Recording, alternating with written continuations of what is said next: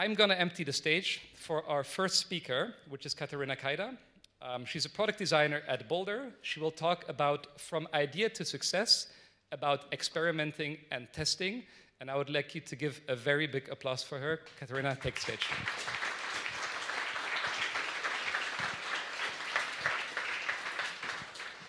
Hi, everyone. So my name is Katarina, and I'm product designer in Boldare. And how's it going? Do you have good energy? Yeah? Okay, great. So today we are starting with quite an exciting topic of turning this eureka moments into successful ventures. And what I mean by that is, I guess we've all been there in the situation when a mind-blowing idea comes to us and hits us, and we go like, well, how cool it would be to build this app or this feature. And of course, it will be awesome and obviously very popular. But the truth is that not all ideas are worth implementing.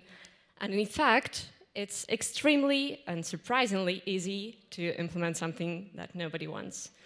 So today, we're going to start with a quick reality check. Here, I've prepared some statistics for you so that we just come down to earth and check what it looks like here.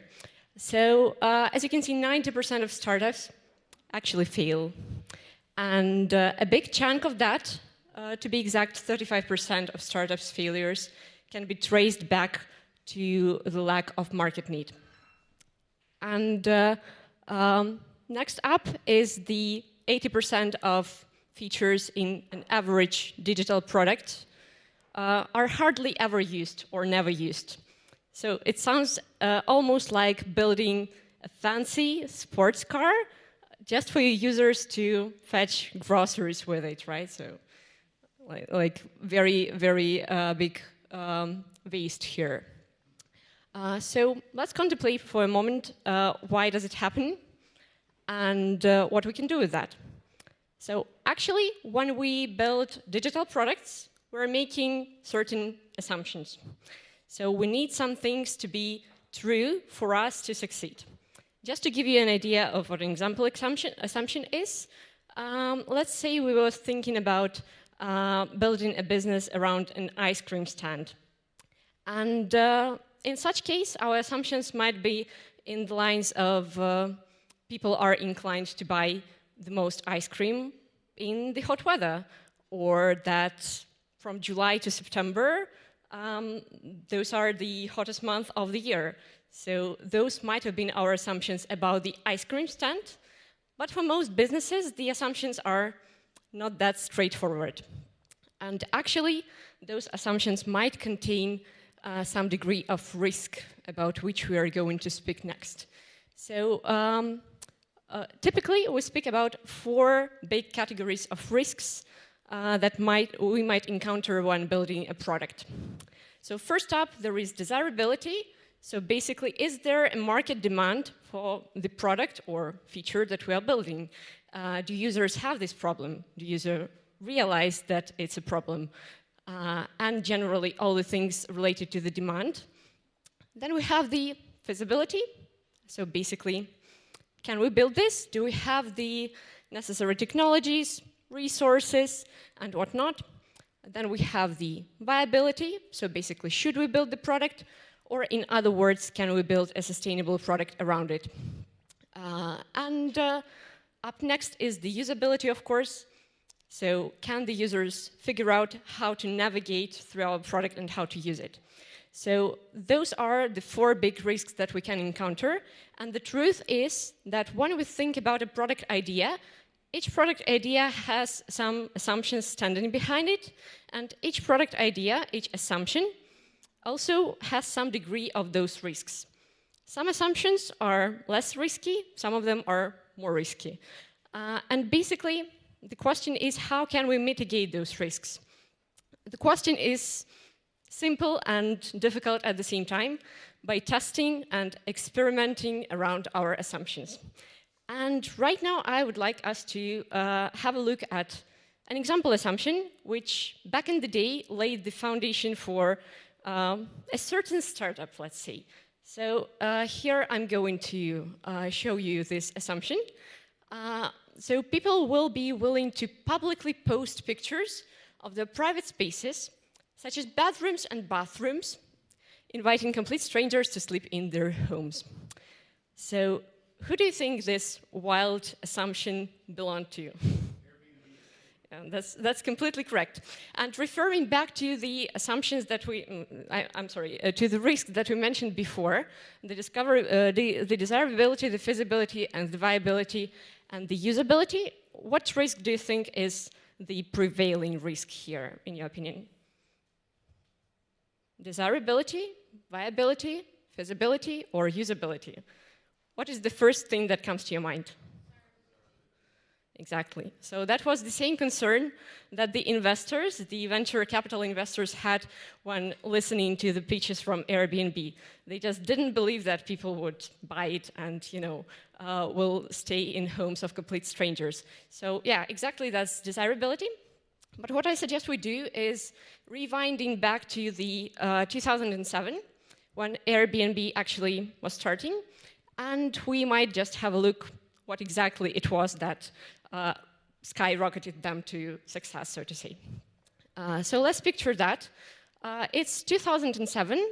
Brian Chesky and Joe Debbia are actually roommates who have recently moved to San Francisco, and they are struggling to pay their rent. But one day, they've noticed that all the hotels in the town are actually booked due to a local industrial design conference. And first of all, they decided to use it as an opportunity to simply make some cash, to make their ends meet and to pay the rent. But what exactly did they do is they set up a very simple website, which actually looked somewhat like that back then or around that time. And what they decided to offer to the visitors of the conference is a place to stay for a night. To be exact, those were the air beds that the guys had in their disposal, and also they offered the breakfast in the morning. So here comes the original name, Air Bed and Breakfast. And they asked for $80 per night per person, and this is how the first 3 guests of Airbnb actually appeared, how the Airbnb got their first 3 guests. I'm not sure if the founders at that time thought about this as an experiment or as testing their assumptions. Rather, it was just a way to make some cash. But the evidence that they took from this experiment, even if it wasn't intended, was enough for them to proceed with this endeavor and to persevere with this idea. I just would like to maybe take another example from the Airbnb history, because it's so good. This is an example of an experiment that they've done in their pre-PMF, pre-product market fit stage, because at this stage they experimented especially rigorously, I guess. And they basically were concentrated on the early adopters of their product that they had back in the day. And the interesting observation that they've made is that most of the hosts back then, in 2007, had poor quality pictures of their properties. It was no big wonder, because those pictures were made by the phones, which obviously were not as great back in the day. But yet, they've seen it as an opportunity, and they've come up with the following hypothesis. Hosts with professional photos of their places will get more stays. It's a nice hypothesis, but how do you even check it? So what the founders ended up doing is they contacted the early adopters, the hosts that they have back in the day, and they offered them to take professional photos of their properties, all for free, and a lot of people agreed. And what they eventually have done is the founders themselves appeared and knocked at the door of the hosts with the camera that they have rented, with a professional camera, they've done those photo shoots, and eventually the result of this experiment was that the listings with the professional photos scored 2 to 3 times more stays than the regular ones with not so good quality photos. But the takeaway I would like us to take from this example is actually the methodology that they have used. Again, I'm not quite sure if it was intended.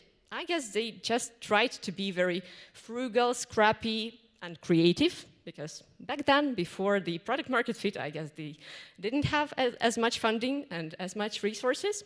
But still, does anybody know what the methodology that stands behind this experiment is called? Sorry? Concierge, that's right. That's not exactly A/B testing, because there was no one group and another. But that was rather the concierge test. So the type of experiment in which value is delivered manually, mimicking the intended experience, so that we do not, from the start, heavily invest in the full-scale development. So this solution, this experiment, is obviously not scalable, because there is only so much things that you can do manually, right? But that's not the whole point of this experiment. The point of the experiment is that the founders managed to validate their hypothesis, although the solution itself was not scalable. They couldn't go around all the hosts doing the photo shoots all the time, but still it helped them to prove their hypothesis without writing a single line of code, just by going outside the building and reaching out to their early adopters.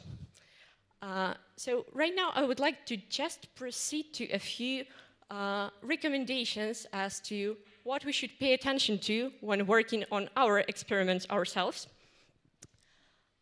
So first of all, we need to remember about the strength of evidence. We need to remember that not all the evidence carries the same weight.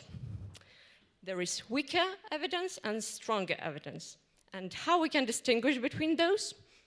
The weaker evidence is based on opinions, while the stronger evidence is based on facts. Weaker evidence is based on what people say, what they claim they do. And the stronger evidence is based on what people actually do. Weak evidence is acquired in lab settings. So, as an example, we can take an interview, a user interview. Typically, people are perfectly aware that it's not a day-to-day conversation. So it's a lab setting. People know that they are part of user research. And stronger evidence is acquired in real-world settings, when people just behave as they would otherwise. Weak evidence typically requires experiments that require small investments, and the stronger evidence require large investments in the experiments to acquire it. Just to give you an example, an interview is a user research methodology that carries quite a weak evidence. It's perfectly understandable. To some extent, it is based on opinions, and it's fully based on what people say. Does it mean that we need to ditch the interviews? Not really. Because the interviews still provide very valuable directional evidence. They just point in the direction where the opportunities may lay, so that later on with other experiments we know where approximately we should look for. To give you an example of experiments that provide stronger evidence, we can refer back to the experiments conducted by the Airbnb founders. So those were based on the factual behavior of the users. Those were based on what people did, because people, in fact, stayed with them for a night. People, in fact, placed more bookings for the properties with higher quality photos. So that was the real behavior and not what people claim they do. And, of course, it was in the real world settings. Now, I just want to warn you about one thing. It's easy to think that, all right, why do we need the experiments that carry weak evidence, right? So it doesn't make sense. We should probably start with the stronger evidence. but it's a bit counterintuitive. But what I suggest we do is running experiment sequences. So we can combine 1, 2, 3 more experiments to gain consequently more evidence. We can start, as you can see here in the example, with the customer interviews, which carry quite weak evidence, but to give us the direction. And then we can proceed with adding the experiments that subsequently add stronger and stronger evidence until we are certain enough to proceed, persevere, pivot, or make other decisions. Another thing that I would recommend while running the experiments, and by all means, I guess that's one of the most important things, is visualizing your assumptions. Why is it important? Because otherwise, assumptions are living in our heads. So unless you take it down on the paper, unless you discuss it openly with the team, unless you acknowledge this assumption, it will still live in your head, and there will be no way to actually test this assumption. And not testing the risky assumptions is probably one of the worst things that you can do. It's probably just a recipe for the disaster straight away. So what I recommend you do is acknowledge the assumptions, put them down, discuss them with the team openly and widely, just to make sure that the riskiest assumptions are taken note of and taken care of and tested. You can do this in multiple ways. Here I've just collected a few that you can use. Those are different canvases, mapping methods. But speaking about the assumptions themselves, what you can see on the right here is the assumption mapping, which is a very popular and common methodology when it comes to the assumptions, which just allows us to identify actually the high-risk assumptions, the highest risk assumptions. So here we just map over the y-axis, which is the importance of the assumption, so how crucial it is for our endeavor to be true, and by the axis, which is the evidence, so how much evidence do we have. And as you can see here, we are concentrating on the top right quadrant, which is the most important assumptions and the less evidence that we can have. So this is where we should be concentrating. But other canvases and mappings also help us to somehow put down our assumptions. So I actually highly encourage you to just put down what is on your mind. And the other recommendation that I would give is to draw a line in the sand, or in other words, when you're planning your experiment, you are not yet running the experiment, but even before, you are just setting up the success criteria.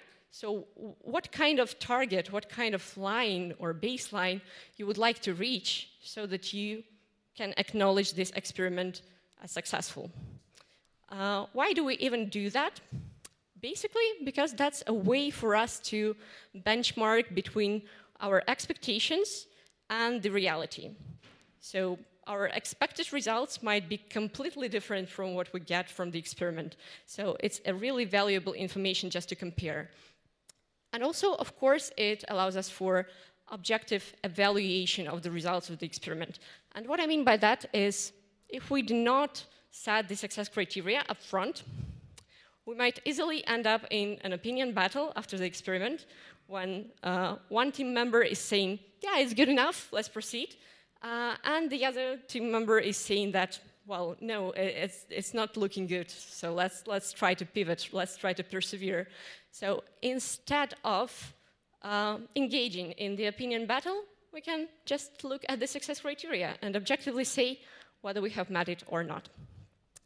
And another thing in which success criteria can help us is defining the further actions, because at the end of the day, we're running experiments not for the sake of experiments, but just to facilitate the actions, facilitate the decisions.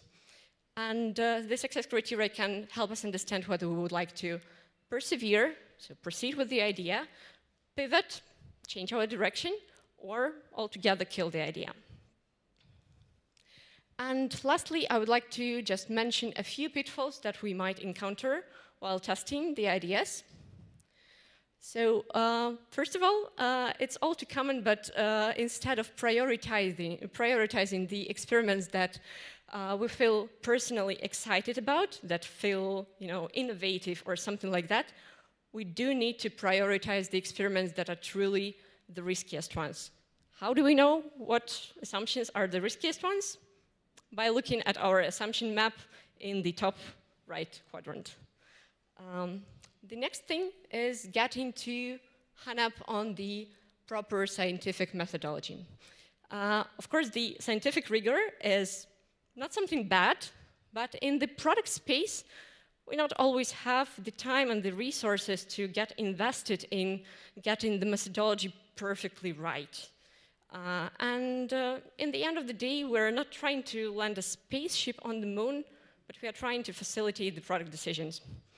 So the idea here is to generate just enough evidence to actually move forward, to make the product decision, and not getting too fixated on getting the things absolutely correct and according to the methodology. And lastly, the mistake or the pitfall that we may encounter is failing to act upon the experiment results. Oftentimes we may find ourselves in this analysis paralysis. But if we have our success criteria in place, if we understand what is the target that we are aiming for, it is perfectly easy to decide what we would like to do with the product or the feature next, whether we would like to persevere, pivot, or kill the idea based on the evidence. So if you have set your success criteria up front, it should be very easy or relatively easy to do. And lastly, I just would like to summarize what we've discussed today.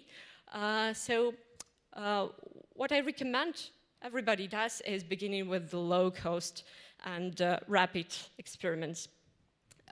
So we do not have to go full invested into some expensive research methodologies when we do not have the directional evidence yet, when we are not sure even where approximately the opportunity lays.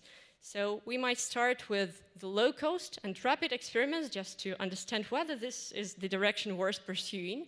And after that, we might increase the strength of evidence by simply conducting multiple experiments. In all the situations, I would recommend to use the experiment that gives us the strongest evidence within our limitations. So based on how much time do you have until the next product decision needs to be made, or based on other factors, always choose, of course, the experiment that produces the strongest value, because there is no reason to choose the one that produces the weakest. And of course, that's just the baseline of my today's talk, is try to minimize the uncertainty and the risks as much as possible before you even start implementing or investing into a solution. And by that, I would like to just wrap up. I just would like to mention that you can contact me also later via email or in LinkedIn. I'm open to your questions or to discussions, very passionate about the product topics, so just feel free to reach out.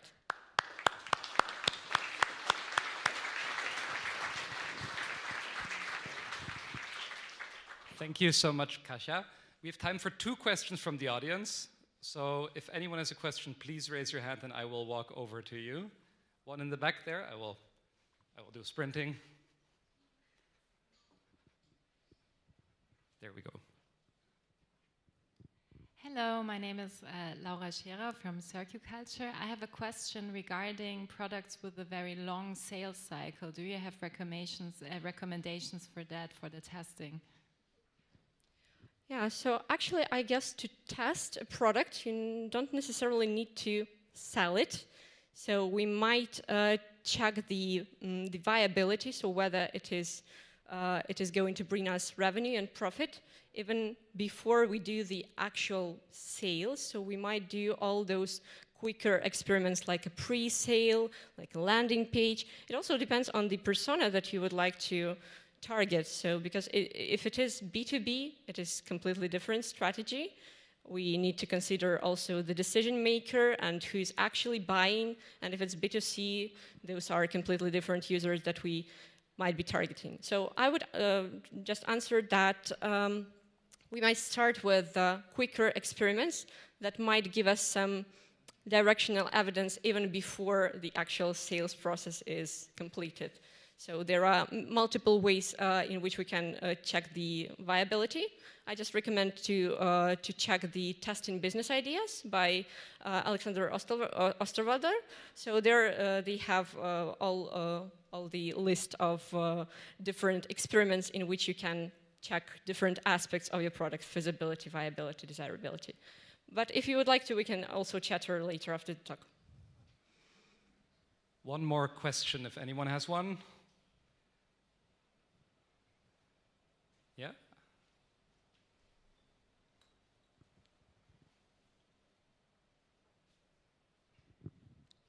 Hi, I'm Pratyush from Delivery Hero.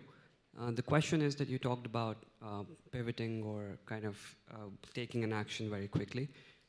Between perseverance and prudence, what are the key indicators when you detach yourself from the product and decide to kill it? So what are some of the red flags that you do not really think about persevering anymore, but decide to move away? Yeah. All right, so when we speak about deciding what actions we should do, persevere, pivot, or kill, I would say, once again, it's important to draw this line in the sand to set those success criteria. And if in one experiment you get those negative results, so meaning that you are not meeting the success criteria, I would recommend to, depending on the size of this feature or what it is, I would recommend running a few more experiments to prove the negative results. And if they in fact prove to be negative, I would recommend considering killing this idea. Of course, it might depend on many factors. But yeah, I would recommend running a sequence and just making sure. It's also very important to just not to get too attached to the idea and to the feature. Hopefully, we all know that, all these biases and stuff. But yeah, I know killing the idea, killing the feature might be tough. That is why we just need to make sure that it's really worth killing with the sequence of experience. Perfect. Thank you so much. Again, a big applause for Kasia. And